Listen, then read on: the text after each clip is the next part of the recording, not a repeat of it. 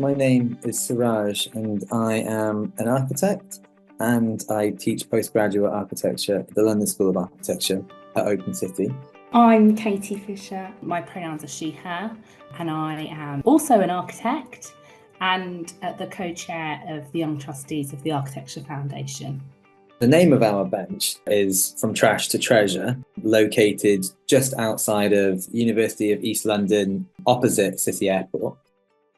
As we were approaching the competition, two things that really intrigued us were the opportunity to work with young people in the Royal Docks, to kind of check in with them, get a sense of what they felt about their area, and try and integrate that into our design, take that into account and work with young people. And then the other thing, which you can kind of get from the title, is that we wanted to try to use recycled material, or we wanted to reintroduce material into a cycle of kind of purpose and use in a creative way. We were really keen that our bench could be totally demounted and each part could be used somewhere else. For example, the tiles could become coasters, or the whole thing could be rearranged quite easily into a planter. The sort of key materials, let's say, are this compressed recycled plastic, which is essentially sort of household waste. And the second sort of key material, which I'm really excited about, are these sort of timber tiles. And we've sourced this beach, which used to be a basketball court floor, then went on to be a restaurant floor. Unfortunately, because of the pandemic, the restaurant had to close down. But now this floor is part of our bench. And I just think that's really, really exciting. And these ideas kind of came to us from taking a kind of a walk around site. We saw materials that were not being used, construction materials, kind of like lying around in different places, because the Royal Docks is kind of in this process of constant evolution and development. And we saw, how can we creatively reintegrate them? And a lot of it was plastic and timber. So we immediately started trying to think about how can you reuse plastic in a creative way? And well, we found this technique, really. The idea is that you kind of cut all of these bottles down into shreds, melt them, and then compress them into a kind of shape. I guess it looks like marble, really. There's some really beautiful veins of colour that come through. We really were taking inspiration from the built environment around us, and everywhere, and you see this all over London, these kind of pavement tiles, these concrete pavement tiles, and our bench essentially is sort of an abstraction of that form of the tile and how that could be stepped up in a sort of cube-like way. Our aspiration to use recycled materials in this circular economy, we've both noted how difficult it's been, how it would have been so much easier and straightforward if we used off-the-shelf products that that hadn't been used before, which is, I guess, typical of the construction industry. But to use kind of reclaimed material, recycled material, and put it back into use rather than just kind of letting it waste or go to landfill, it has been a real challenge that we've had to work around with regards to lead time, with regards to material sourcing, with regards to what we can creatively do with it. It should be way easier. If we're really serious about reducing the carbon cost of the construction industry, these processes need to be far more efficient and more readily available. We need to change the building blocks of how we're approaching construction at the moment, because the systems that we're using at the moment aren't working. They're not working for the climate.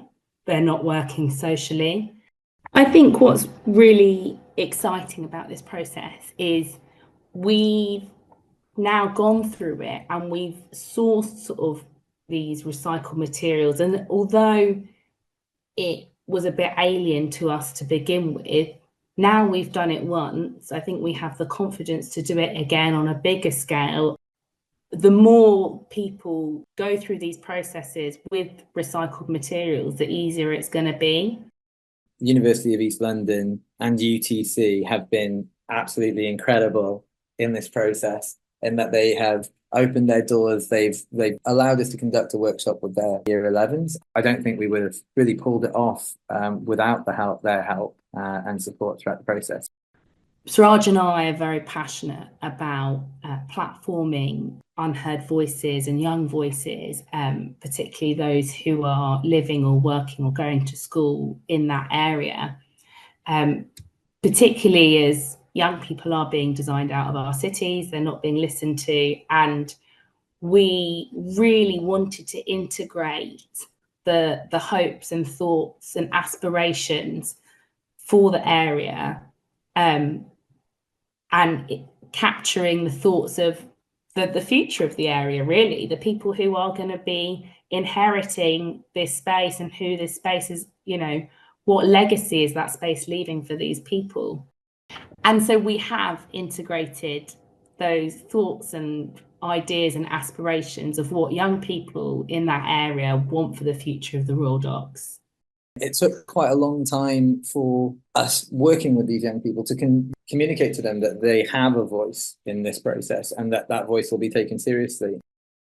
We're really passionate about empowering agency and people to feel like they have the agency to have a voice in their built environment. And, particularly young people who are often, as I say, they're being designed out of cities because the city doesn't belong to some people, it belongs to everyone. Working with young people in bringing about the next stages of development in the built environment is really, really important.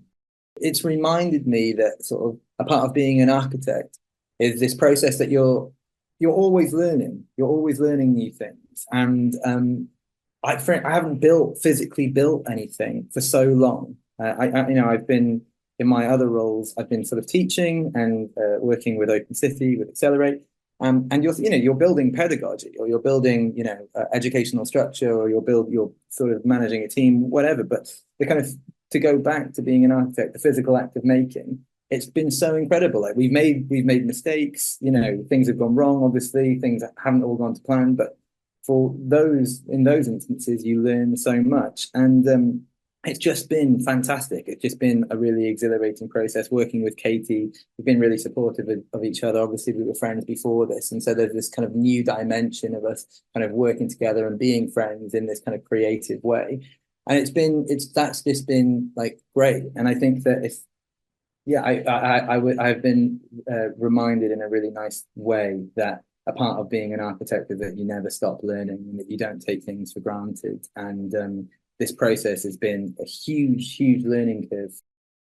The process has been incredible, but I don't think we would have pulled it off without the support of a few organisations. Katie mentioned, that we've collaborated with.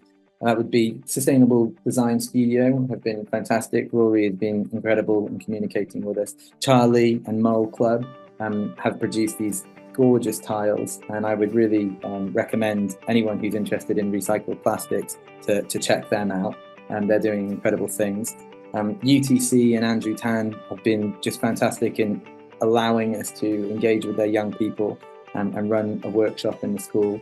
And the University of East London, based in the Royal Docks, Paul and all the guys who have opened the doors and let us use the workshops there, the CNC laser cutting machines.